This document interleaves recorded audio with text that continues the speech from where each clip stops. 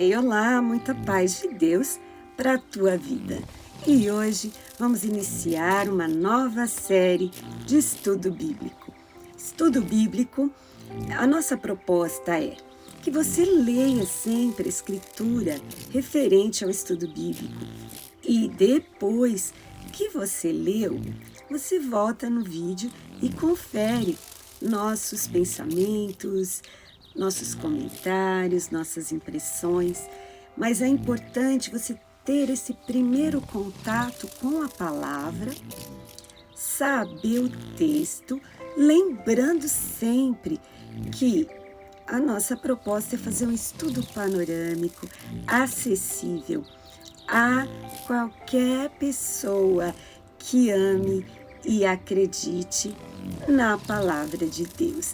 Então você pode recorrer hoje em dia, até no próprio celular, a versões de traduções da Bíblia Sagrada, numa linguagem mais simples, mais popular, e aí você pode até ler em diversas versões, e você que tem acesso ou compreende outros idiomas, pode até ler em outras línguas também, para abrir a mente, o coração e sempre orar. Orar pedindo a Deus, em nome de Jesus, que o Espírito Santo abra somente o seu coração, seu entendimento, para que a gente compreenda as Escrituras Sagradas. E olá, muita paz de Deus para a tua vida. Meu nome é Dilmar, sou pastora da Comunidade Evangélica da Vitória, no Jardim Vila Galvão, Guarulhos, São Paulo. Eu quero convidar você a embarcar comigo neste estudo bíblico e agora nós vamos estudar. A base bíblica é Daniel, capítulo 1 e capítulo 2. E vamos falar sobre o sonho de Nabucodonosor. Toda vez que eu penso nesse sonho de Nabucodonosor, eu me maravilho como em uma figura pôde estar contida tanta informação, tanta história durante um tempo tão grande. E o capítulo 1 é para dar uma base, né? Para dar assim uma a pincelada histórica para você entender mais ou menos o contexto aonde aconteceu esta situação, que é verídica, é fato real e é bênção para mim e para você. E tem a ver com o tempo de Nabucodonosor de Daniel, tem a ver com gerações passadas, tem a ver com o meu dia presente e até o futuro. Olha só, tudo isso tem a ver este único sonho de um rei chamado Nabucodonosor, que fala até do assunto escatológico, dos tempos futuros, do final dos tempos. É muito completo esse sonho e nós vamos então estudar um pouco também da vida do profeta Daniel e como Deus usou esta vida, que até hoje o seu ministério, a sua fé, a sua perseverança, a sua integridade inspira muitos e muitos até o dia de hoje, né? Além de me maravilhar como esse sonho é tão completo e abrangente, eu me maravilho também pelo fato de Daniel, quando ele foi cativo para a Babilônia, ele era apenas um jovem. E ele nunca, toda a história dele que está narrada na Bíblia, em nenhum momento ele se afastou do Deus verdadeiro, embora em sua vida pessoal ele tenha passado tragédias e perigos e medo e situações dificílimas, a ponto de se tornar um escravo em outro país, ainda muito jovem. Perdeu os pais, os amigos, a posição, a sua área de segurança, de amizade familiar, totalmente perdida de forma drástica e trágica e todo esse trauma não fez com que Daniel se abalasse com a sua fé em Deus. Pelo contrário, ele queria e procurava cada dia se purificar e se afastar da idolatria e de toda aquela contaminação que envolvia o reino da Babilônia, aonde ele estava, aonde ele foi arrancado de Jerusalém, de Israel, seu povo, para esse outro local. A Babilônia hoje é chamada de Iraque. E, antigamente, eu sempre penso, quem preparou esse jovem? Seriam os pais que ensinou a fé em Deus?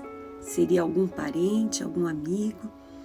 Eu sempre fico pensando, que preparação foi essa que esse jovem Daniel teve?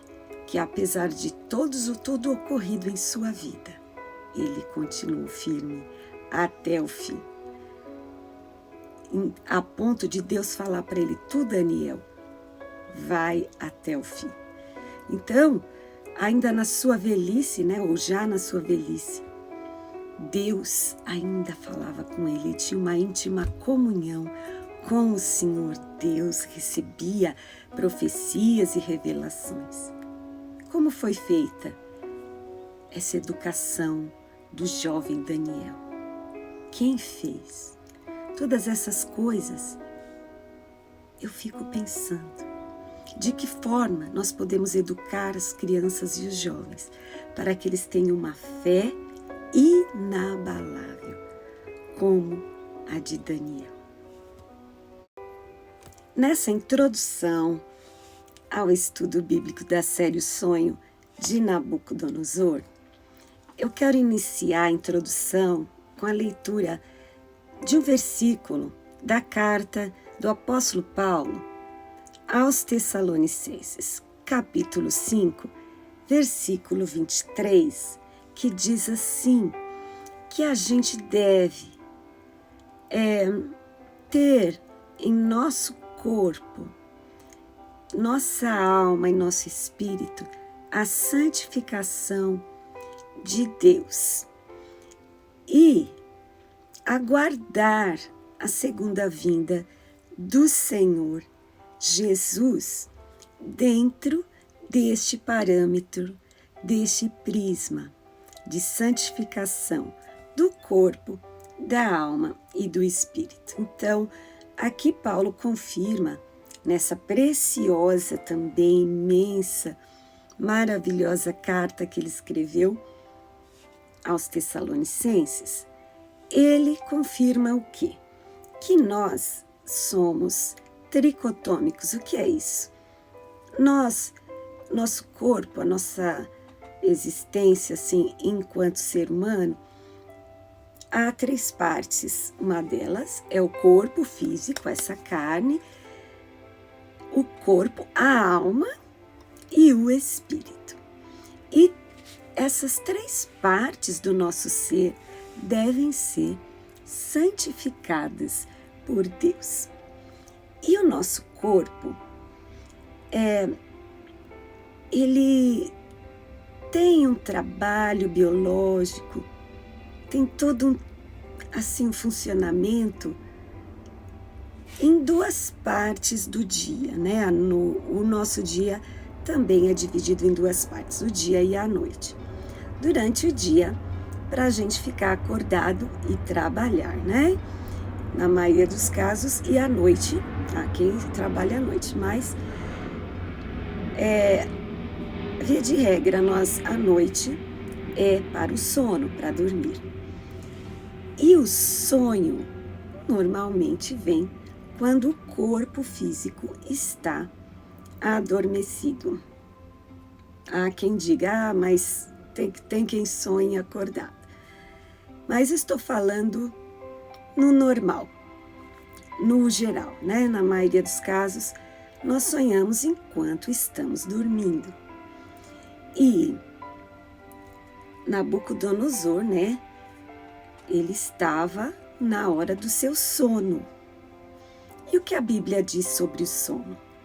A Bíblia diz, em vários versículos, né, que a bênção de Deus está sobre as nossas vidas, também manifesta se a gente tem um sono seguro e tranquilo.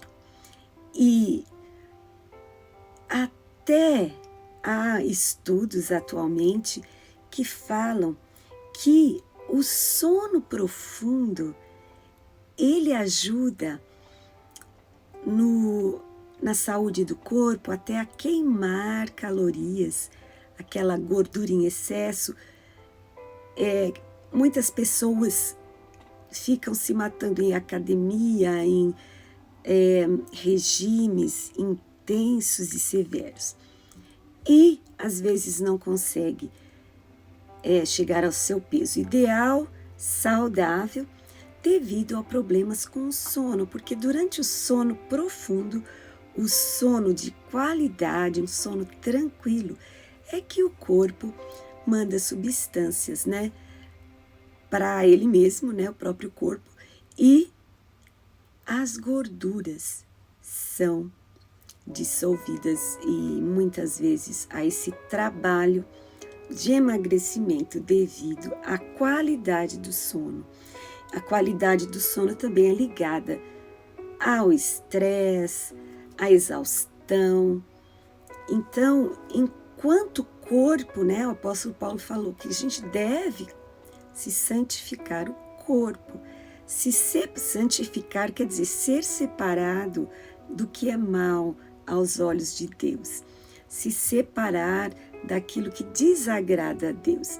Então, o nosso corpo também, além de se separar das atividades pecaminosas, ele deve ser bem cuidado para ter a saúde que vai nos levar a uma qualidade de vida e um equilíbrio, né? Tanto no corpo como na alma e no espírito, né? As cartas bíblicas também citam votos de saúde, como que o seu corpo esteja tão saudável como é saudável a sua alma. E a gente sabe que o que acontece na alma reflete diretamente na saúde do corpo. E o que tem tudo isso a ver com o sonho de Nabucodonosor? Tem a ver que há vários tipos de sonho. Nós vamos abordar aqui. Existe o sonho biológico que você já deve ter tido.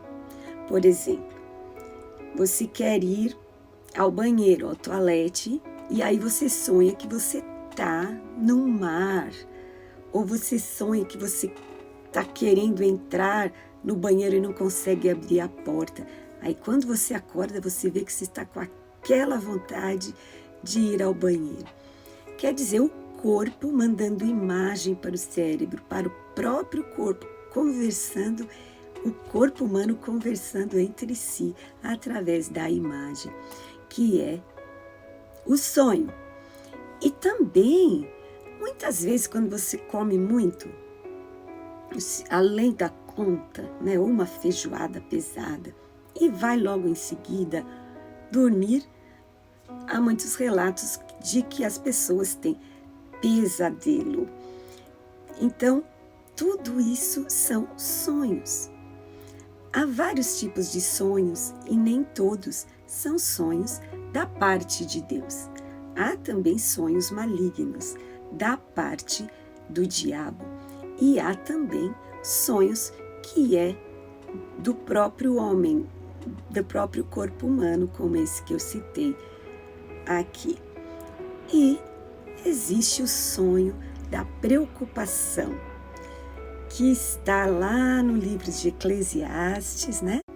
Capítulo 5, versículo 3, que Salomão diz que o sonho vem quando a pessoa está muito preocupada, pensando muito em alguma coisa. Então, um dos motivos das pessoas ter sonhos é estar muito preocupada. Então, ela não entra naquele estado de descanso mesmo, do sono profundo que é saudável. O sono fica no raso, então a mente fica trabalhando e a pessoa fica sonhando. Mas não necessariamente é um aviso, é um sonho de Deus, é realmente fruto, segundo essa base bíblica, Eclesiastes 5:3, da pessoa estar muito preocupada, pensando muito ansiosa, pensando em algo e acaba sonhando.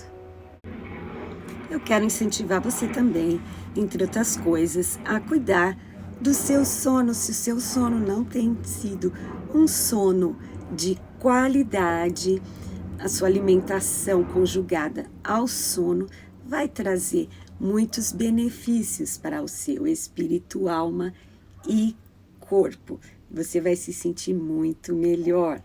Cuide bem da sua saúde, cuide bem do seu sono. Se você não tem tido um sono adequado ou sofre com insônia, procure ajuda ou médica ou dos irmãos em Cristo em oração. Procure saber a causa que o seu sono não está sendo um sono seguro, tranquilo e de qualidade. A Bíblia fala também daquela pessoa que só dorme, né? Aquele sono do preguiçoso, que a pessoa acorda e fica só pensando em não fazer nada e só dorme. Então, é um tipo do sono que é maléfico. Também o sono espiritual, né? E tem o sono da morte. E tem vários tipos de sono que são narrados na Bíblia Sagrada. E eu quero conversar aqui com você, compartilhar um versículo sobre o sono. Olha só. Olha, no mesmo capítulo de Eclesiastes, Salomão, no capítulo 5, no versículo 12, ele fala assim que o sono do trabalhador é ameno, quer coma pouco, quer coma muito, por causa da dificuldade, né, que o trabalhador tem de, muitas vezes, recursos financeiros, de ter muita comida, aquela variedade. Mas ele também fala que a fartura de um homem rico não lhe dá tranquilidade para dormir. Então você vê que o sono tem a ver com o nosso estilo de vida, com o nosso comportamento e com o nosso relacionamento com Deus e obediência à palavra de Deus. O próprio Salomão fala em Provérbios, capítulo 3, eu vou ler aqui para você, versículo 21 a 24, fala assim: meu filho, guarde consigo a sensatez e o equilíbrio. Nunca os perca de vista, porque eles vão trazer para você vida. Olha, vida. E serão um enfeite para o seu pescoço, então você seguirá o seu caminho em segurança. Não tropeçará, agora é a parte do sono. Quando se deitar, não terá medo. E o seu sono será tranquilo. Então, mais uma vez, a palavra de Deus alia o sono à obediência à palavra de Deus, ao caminho de Deus. Aqui no caso está em foco a sensatez e o equilíbrio, né? E quando você seguir o seu caminho, então vai ser um caminho abençoado, assim como o seu sono vai ser abençoado. Outro versículo sobre o sono está em Salmo 4, versículo 8. Esse versículo é muito conhecido. Diz assim: em paz me deito e logo adormeço, pois só tu, Senhor, me fazes viver em segurança. Então aqui fala de um relacionamento da pessoa com Deus, a confiança que ela tem que ela pode dormir e logo adormecer, porque Deus cuida de tudo. A gente vê também na palavra de Deus uma passagem que Jesus dormia no barco e estava tendo uma grande tempestade. Mas Jesus, como ele estava a essa época no seu corpo humano, né, que ele se vestiu de carne, se fez homem e habitou entre nós, e neste tempo ele dormia profundamente, seu corpo estava cansado do trabalho exaustivo, do trabalho muito produtivo e intenso que ele teve enquanto estava aqui na terra habitando entre nós como homem, e ele dormia profundamente, mesmo no meio de uma tempestade. Por quê? Pela confiança que ele tinha em Deus, porque ele é Deus, né? Mesmo sendo 100% homem, era 100% Deus, mas enquanto homem, ele dormia mesmo no meio de um grande problemão, né? Um problemão, que os discípulos estavam apavorados e foram lá acordar Jesus naquele momento que ele tinha de descanso, um momento precioso do seu sono, e ele repreendeu os discípulos e falou: mas vocês têm pouca fé, são homens de uma fé muito pequenina.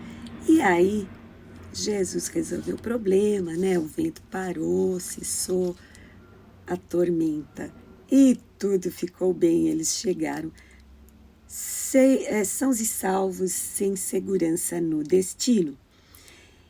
Então eu quero falar para você, se Jesus está no nosso barco, a gente tem essa condição de dormir tranquilo, mesmo no meio dos problemas, porque o que é muito difícil para a gente, para Deus, é muito simples de resolver.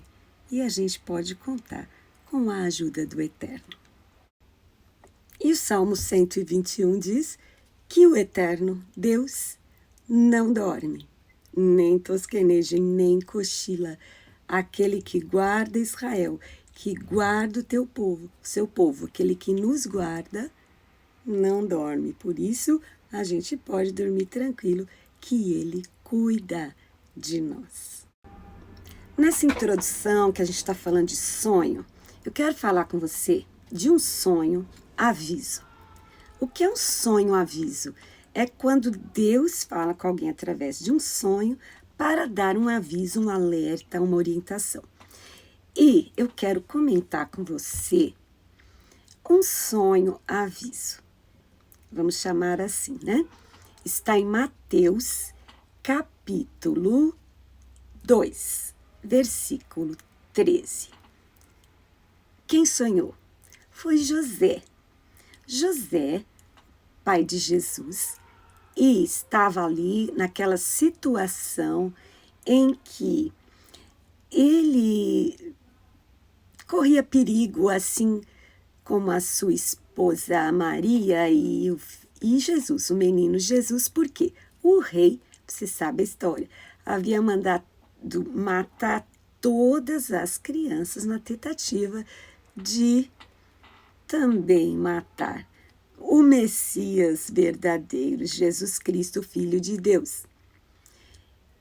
O que era uma ação totalmente inútil, né? Porque ninguém pode impedir os planos de Deus. Imagina, Jesus morreu na cruz, mas ele a si mesmo se entregou por nós. Não foi algo que algum homem intentou simplesmente eliminar o Filho de Deus, mas a morte dele foi o plano de Deus de salvação. E ao terceiro dia Deus ressuscitou Jesus para a nossa justificação. Então, José, ele dormia nesse contexto. De qualquer momento, os soldados poderiam chegar aonde ele estava. Soldados ali de Herodes estavam matando, nesse episódio muito triste, os bebês recém-nascidos. E José dormia. E durante o sono, um anjo apareceu a José, né? Diz a palavra de Deus, em um sonho. Em um sonho. Isso no Novo Testamento, no livro de Mateus, você pode conferir, capítulo 2, versículo 13. E o anjo tinha uma mensagem da parte de Deus, um aviso, né? E uma ordem para ele se levantar, pegar a criança e a mãe e fugir para o Egito até ficar lá, né? Até segunda ordem. E aí que o anjo informa a José que Herodes, que era o rei ali daquela região naquela época, estava procurando o Messias verdadeiro, Jesus Cristo, enquanto menino, para destruí-lo. Então, este sonho, ele é um sonho que dá uma mensagem específica, fala a ordem, local geográfico e o tempo que essa ordem deveria ser cumprida. Ele teria que ficar lá no Egito até receber uma segunda ordem. Então você vê ali que José, enquanto dormia, teve um sonho da parte de Deus. E em Atos 2, também no Novo Testamento, Atos 2, 17, é citada uma profecia do Velho Testamento. Joel 2, 28, né? E a profecia de Joel, que se cumpriu em Atos 2, é a seguinte: nos últimos dias acontecerá, diz Deus, que do meu espírito derramarei sobre toda a carne, e os vossos filhos e as vossas filhas profetizarão. Então fala do dom de profecia. Aí fala, os vossos jovens terão visões. Então fala de visão da parte de Deus, uma visão que a pessoa ia receber. Aqui ele fala que porque o Espírito Santo foi derramado, iria acontecer isso. E os vossos velhos sonharão sonhos. E a palavra de Deus, então, confirma que existe sim sonhos que o Senhor manda, porque o Espírito Santo foi derramado sobre toda a carne, como cita Atos 2, a profecia de Joel, também capítulo 2, versículo 28. E olha só, a profecia para os últimos tempos, os últimos dias, como diz aqui bem claro. Então, de onde a gente entende que é para mim essa palavra e para você. Pense nessas coisas e a semana que vem, se Deus permitir, se Deus quiser, vamos continuar esse estudo sobre o sonho de Nabucodonosor. Hoje uma introdução panorâmica para a gente sedimentar, para a gente embasar o ensino da palavra de Deus, o ensino bíblico. Deus te abençoe. Muita paz. Até semana que vem, se Deus quiser.